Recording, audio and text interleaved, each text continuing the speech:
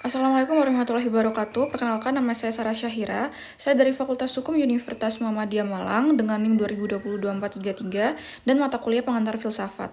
Di sini saya akan menjelaskan mengenai apa itu hukuman kerja sosial dan bermanfaatkah.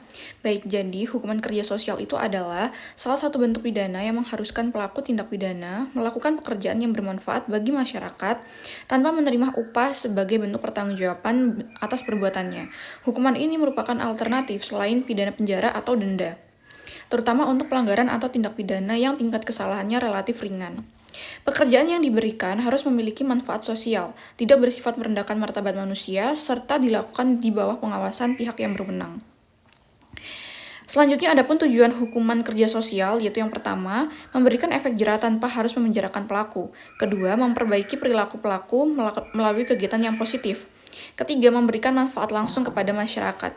Keempat, mengurangi jumlah narapidana di lembaga pemasyarakatan sehingga mengurangi masalah kelebihan kapasitas. Dan yang terakhir, mendorong pelaku bertanggung jawab atas perbuatannya. Selanjutnya ada pun juga contoh pekerjaan sosial. Jadi jenis pekerjaan bergantung pada peraturan dan keputusan hakim.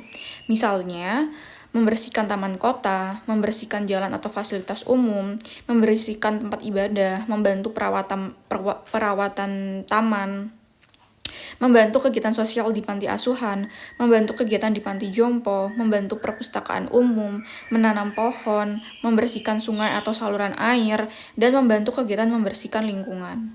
Pekerjaan tersebut harus disesuaikan dengan kemampuan fisik dan kondisi pelaku.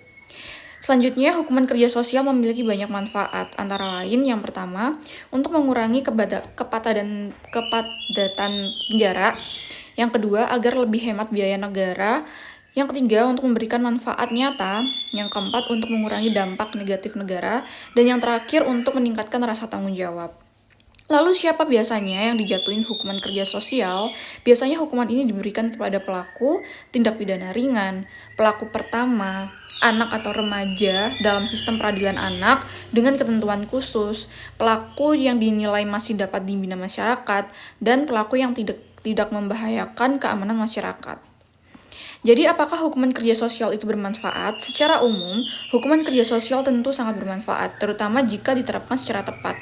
Penelitian di berbagai negara menunjukkan bahwa untuk pelaku tindak pidana ringan, hukuman alternatif seperti kerja sosial dapat membantu mengurangi pengulangan tindak pidana atau residivisme dibandingkan pemenjaraan dalam beberapa kelompok pelaku, sekaligus menghemat biaya dan memberikan manfaat langsung bagi masyarakat. Hukuman kerja sosial tidak dimaksudkan menggantikan penjara untuk semua jenis kejahatan. Untuk tindak pidana berat seperti pembunuhan, terorisme, pemerkosaan, atau korupsi, dalam kondisi tertentu, pidana penjara tetap menjadi bentuk hukuman yang lebih sesuai karena mempertimbangkan perlindungan masyarakat, tingkat kesalahan, dan tujuan pemidanaan. Lalu kesimpulannya, hukuman kerja sosial adalah bentuk pidana yang mengharuskan pelaku melakukan pekerjaan yang bermanfaat bagi masyarakat tanpa upah sebagai konsekuensi atas tindak pidana yang dilakukan.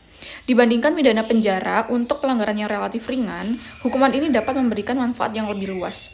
Pelaku tetap bertanggung jawab, masyarakat memperoleh hasil nyata, dan negara dapat mengurangi beban lembaga pemasyarakatan.